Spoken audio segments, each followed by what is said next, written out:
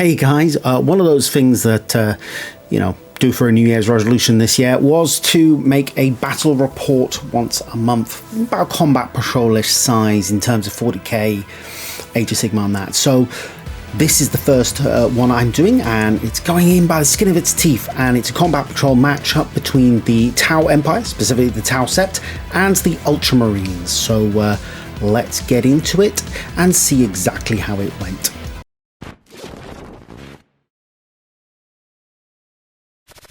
So, taking a look at the Tau first of all, these are led by Darkstrider, who is, oh my word, my painting is absolutely dreadful, isn't it?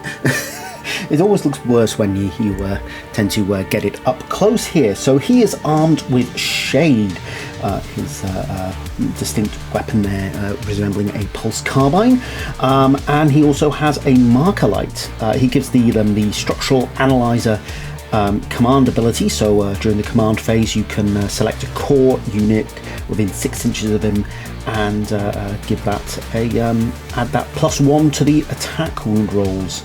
He also has his drone familiar cluster as well, which helps to protect him from the enemy. Serving alongside him is a strike team of fire warriors.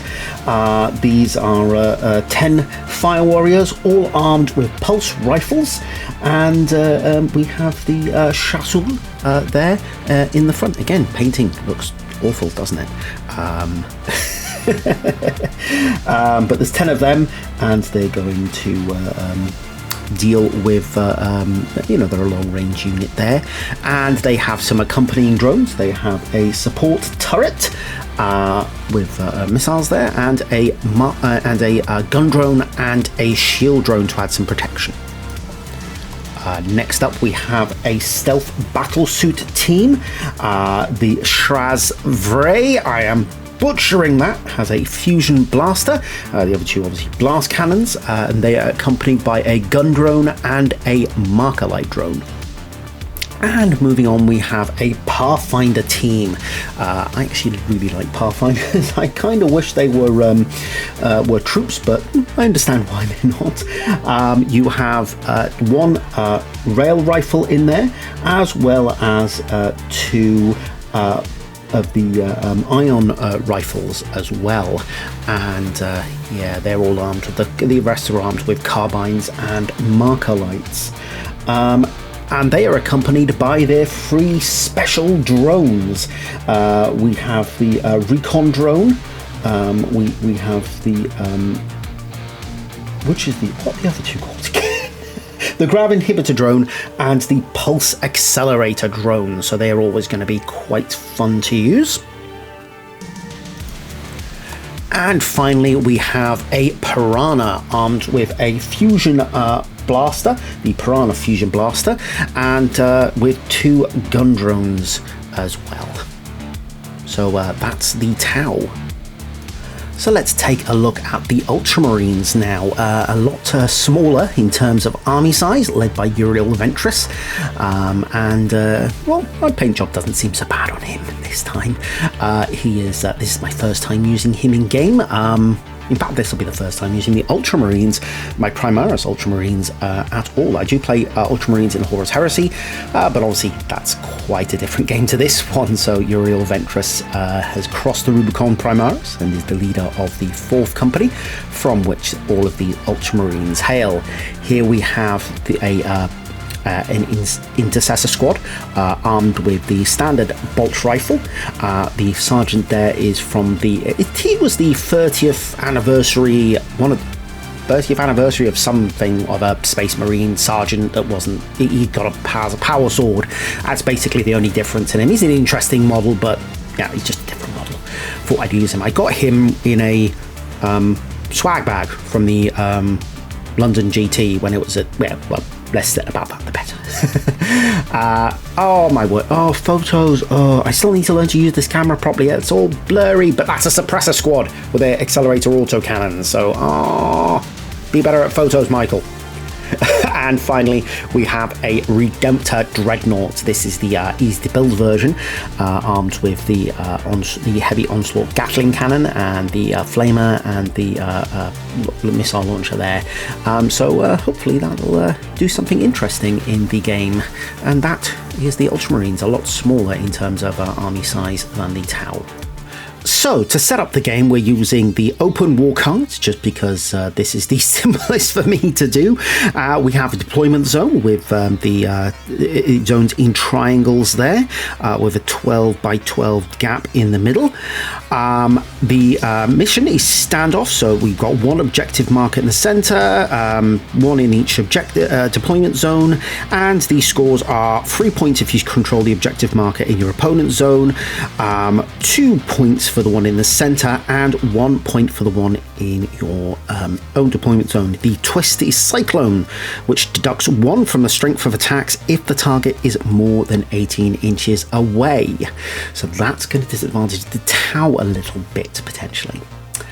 Now, this is the board we're playing on. I need to learn to center these photos correctly. The terrain is a mixture of bits and bobs that I've acquired from the Imperium magazine, various battle box sets that have been released through the years. So we've got 4 big buildings. We have the autocoral transmitter up on the top right there, some alchemite stacks, and the big vat thing that I can't remember the name of, hemotrope reactor, a couple of thermic plasma conduits, a thermic plasma regulator, and some bits and bobs. So it's a nice, interesting little board. Now, when the objectives have been placed, we have the center objective there, just by that thermic plasma conduit. The Ultramarines are taking the deployment zone closest to us. The Tau are taking the furthest one. So the Tau have placed theirs by the building there in the top left, and the Ultramarines have placed theirs by the pipe down there on the bottom right. As for the army's deployment, here we go. So the Ultramarines deployed, the suppressors have deployed in this, off the board. They're going to deep strike in later on. We have the Intercessor team and Uriel Ventris there by the objective. The Redemptor Dreadnought there in the sort of middle there, ready to charge forward. The Tau, in the top left-hand side, you can see the strike team. They also chose to deploy a unit off the board, that being their stealth team. They're in Manta Strike. So the strike team is on the top left there. In the middle there, you have, aiming towards that central objective marker, you have the Pathfinders with Darkstrider and their drones, and then just to the right of them is the Piranha. So that is the turn set up. Now, to determine turn order, there was a roll-off as per the open war cards, and the Tau did roll a 6, whereas the Ultramarines only managed to roll a 5. So we're going to be going into turn 1, starting with the Tau. So, starting the Tau's first turn, and Darkstrider uses his structural, his ability there, the structural analyzer, to give a boost to the Pathfinders against the Dreadnought. The Pathfinders also take a marker-like action against the Redemptor Dreadnought. The Piranha flies over towards the Redemptor Dreadnought as it plans to fire its fusion blaster against it. And at the start of the shooting phase, the 7 Marker-Lights put 3 Marker-Light tokens against the Dreadnought, which is good. The Piranha then fires its fusion blaster against the Redemptor Dreadnought. This causes a wound here, as we can see, rolls a 3, and because the Marker-Light token gives it a +1 on the 2 hit roll, and because it's a fusion blaster and it's within half range, it does d6 +4 wounds, which actually we rolled a 6, and that causes it to do a total of 10 wounds against the Redemptor Dreadnought, leaving it on just 3. The Pathfinder fires his rail rifle at the Dreadnought, but misses. The Pathfinders then fire their 2 ion rifles at the Dreadnought, both overcharged, 1 hitting, 1 missing. The hit wounds. The Dreadnought has a 5+ save, but fails to stop the wound. That's terrible focus, isn't it? The Dreadnought is therefore left on a single wound. The rest of the squad fire their pulse carbines at the Dread and hit it 4 times, but cause no wounds. The recon... Oh, again, focus, Michael. I need to get better at that. This is just my first proper of the year, so with a good camera as well. Anyway, the recon drone fires its burst cannon at the Dread and hits it twice, but causes no wounds. The strike team then fire their pulse rifles at the Dreadnought, along with the gun drone's pulse carbines. They hit 10 times out of 14 and cause 3 wounds, but the Dreadnought saves all 3 and survives to the next turn, with just 1 wound remaining. So then we'll go into the Ultramarines' turn. So, starting the Ultramarines' first turn, the Redemptor Dreadnought stumbles across closer to the Tau Force. The Intercessor has also moved towards the Tau. The Dreadnought opens fire on the Pathfinders, needing 5s to hit. It only manages 5 with the Heavy Onslaught Gatling Cannon, which cause a total of 4 wounds. But the Pathfinders are in light cover, but this only helps one of them, as 3 are killed by the Redemptor Dreadnought. Unfortunately, none of the Redemptor Dreadnought's other attacks are successful. So that was you with just, 7 Pathfinders. The Intercessors then fire their bolt rifles at the Pathfinders, hitting 7 times, causing 3 more wounds. The Tau manage to save 4 of the shots, but lose 3 Pathfinders to bolt rounds. Ventris then fires Invictus and hits twice, causing 2 wounds, and takes out the Grav Inhibitor drone and the Pulse Accelerator drone. At the end of the turn, the Pathfinders have control of the central objective, and the strike team have control of the objective in the Tau deployment zone, giving the Tau a total of 3 points, and the Ultramarines have control of just the objective within their deployment zone, which allows them to score a single point. In turn 1, I actually forgot to do a morale test for the Tau Pathfinders, so doing that now. They lost 6 models. We roll a 2, so in combination with the Shasu still being there, the dice roll equals 8, so that equals their leadership value, so no models actually flee. Now, in the command phase, Darkstrider once again uses his structural analyzer for the Pathfinders. The strike team also deploy their DS-8 support drone. The stealth team strike down from the Manta behind the Intercessor squad. And the Pathfinders fire their marker lights at the Dreadnought. The Piranha just shifts around a little bit around the Dreadnought. And the Pathfinders hit with both remaining marker lights to put 2 marker light tokens on the Dreadnought. The Piranha then fires its fusion blaster at the Dreadnought, hitting thanks to the marker light token. The Dreadnought cannot save the wound, and the Piranha causes 7 wounds in total. That's 3 from the dice roll, d6, plus 4 as it's within half range. The Dreadnought rolls a 6 to explode, and that puts 3 wounds onto the Piranha. The Pathfinders then start firing their weapons at the Intercessors. The rail rifle misses, but 1 ion rifle hits, which causes a wound and kills an Intercessor. The 2 pulse carbines then miss with all of their shots. The recon drone fires its burst cannon at the Intercessors, hitting 3 times.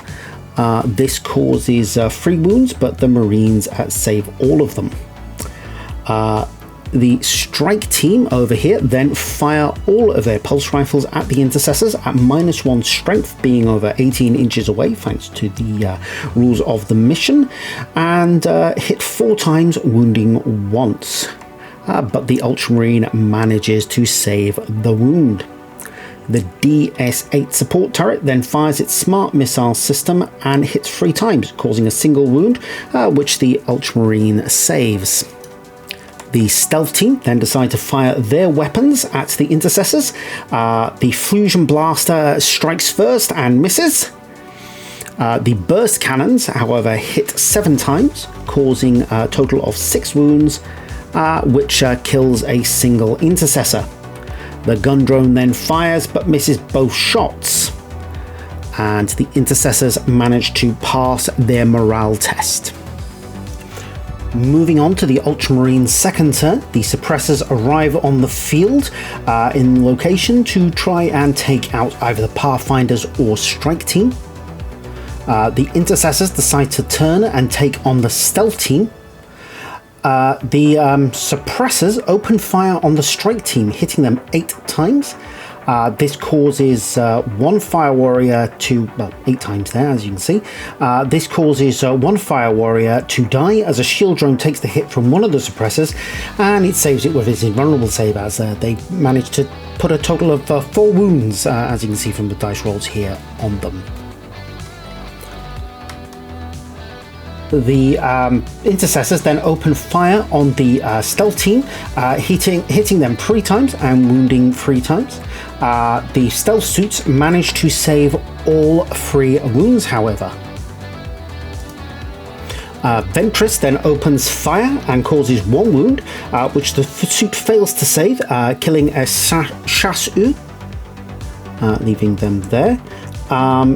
The intercessors and Ventris then declare a charge against the stealth suits team, who then decide to declare Overwatch. They manage to hit twice, the red dice representing the fusion blaster there, and the the white dice representing the burst cannon. So they hit twice, but they actually fail to do any wounds, as the Marines save all of those. And the intercessors then charge in with a 6 and manage to make it in.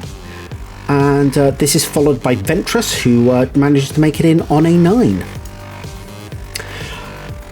Ventris then attacks first and gets 5 hits, which cause 3 wounds. The stealth team fail to save a single wound, and they sacrifice the 2 drones and still lose Chazway, leaving the Chazvray alone to face the intercessors next. The intercessors then strike. They get 4 hits, wounding 3 times, but the stealth team manages to save all of those.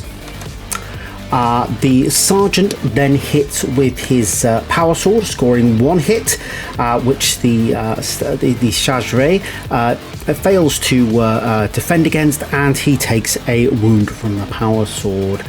He then strikes back, but fails to land a single hit. And at the end of turn 2, the Tau are still controlling the center objective and the objective in their deployment zone, so they score another 3 points, whereas the Ultramarines aren't holding any objectives, so the scores are 6-1. So in Tau turn 3, so this is the first part of turn 3, Darkstrider again uses his structural analyzer for the Pathfinders. The stealth team Shrazve falls back out of combat, and the Piranha maneuvers rounds of fire on the intercessors. The Pathfinders did actually activate their marker lights at the beginning of the movement phase, and both of those hit, so there's 2 marker light tokens on the intercessor squad. The Piranha then fires its fusion blaster at the intercessors. That hits and causes a wound. The Space Marines are unable to save that wound, and so 1 is killed. The pulse carbines on the Piranha then fire, hitting with 5 shots. So I've got 5 shots there. 3 shots wound, and the Ultramarines fail to save one of them, which injures an intercessor there. The Pathfinders.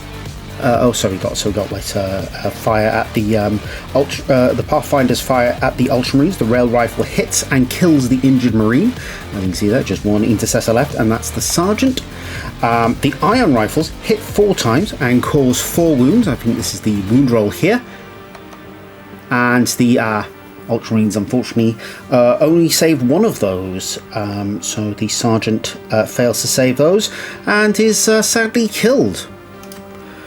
So this leaves Uriel Ventris on his Todd over there.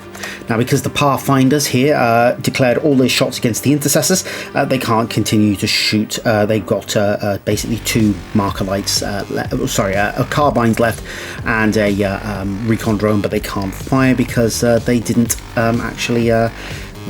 they haven't declared they're shooting against Ventris, which is a bit silly. Maybe they should have declared some of those shooting against Ventris, but I think they just wanted to make sure the intercessors were dealt with.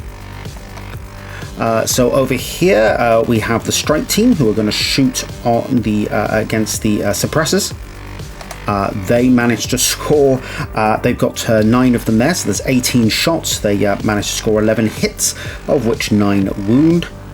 The Marines then fail to save 3 of those, which kills one of the suppressors and leaves one on a single wound, as you can see here. The drones then fire. The gun drone misses with its, it hits with 1 shot with its carbine. What is that? Apologies. The carbine misses with all of it, hits with 1 shot, but the suppressors save that. And the DS-8 drone fires its smart missiles and hits with all 4 shots. Of those, 3 wound and 1 gets past the armor, killing the suppressor. So that leaves at the end of the turn the Space Marines with just 2 models left: a single suppressor and Captain Uriel Ventris. In the Ultramarines turn 3, in the movement phase, Captain Ventris moves towards the remaining stealth team member. The suppressor decides to jump over to the Pathfinders. Captain Ventris then shoots the Chazare with both shots from Invictus hitting and wounding, neither of which can be saved by the stealth suit Chazare, and he is wiped out. The suppressor then shoots the Pathfinders with his autocannon 3 times, which causes 3 wounds, which destroys the recon drone and 2 Pathfinders. Ventris then decides to charge into combat with the Piranha, and he successfully makes it. The suppressor then jumps into combat with the charges into combat with the Pathfinders. Ventris attacks with his sword, and he strikes it 4 times, wounding it thrice, which the Piranha cannot save and is destroyed without blowing up. The Pathfinder manages 1 hit on the Pathfinders, causing a wound which kills a single Pathfinder. And at the end of the turn, the Pathfinders no longer control the central objective. They are more than 3 inches away, but they do control the objective in their deployment zone, so that allows them to score 1 point. The Ultramarines have a suppressor within 3 inches of the central objective, so they score 2 points, which leaves the scores at 7-3 in favour of the Tau. So moving on to turn 4, we've run out of things to work with here. The Tau decide to fall back. The Pathfinders do, meaning the suppressor is now open to be shot at. The strike team then choose to shoot at the suppressor. They fire their pulse rifles, of which only 2 are out of rapid fire range. They only hit 6 times though. That's a bit zoomed in there. Of which 5 cause wounds, 4 of which the suppressor is unable to save, which kills him, leaving no core units on the board for the Space Marines, and therefore no way to win. So the Ultramarines player decides at this point to concede the game, as all they have left on the board is Captain Uriel Ventris, who then decides to make a tactical withdrawal, allowing him to gather more troops to bring on the Tau. And so the Tau win the game 7 points to 3. So that was the, not a very close game. The Tau really dominated. I think the Ultramarine list maybe depended a little bit too much on that Dreadnought. Maybe should have more core troops in there, but it is what it is. The Tau obviously won that game. Don't worry, this isn't the last matchup I think you'll see between the Tau and the Ultramarines. They're both my armies, so I'm sure they'll play each other again at some point in the next 12 months. In the meantime, next month I'm going to try and do Drop Fleet Commander and do the UCM versus the Scourge in a classic matchup. So we're going to see how that turns out. Probably starter set-ish sort of size. Anyway, thank you for tuning in and watching, and it was great. Usual YouTuber stuff, like, subscribe, comment, dislike if you didn't like it. Yeah, that stuff, turn on the bell, the stuff nobody does. Anyway, thanks for tuning in. It's been great. Keep rolling those dice, and I will catch you next time.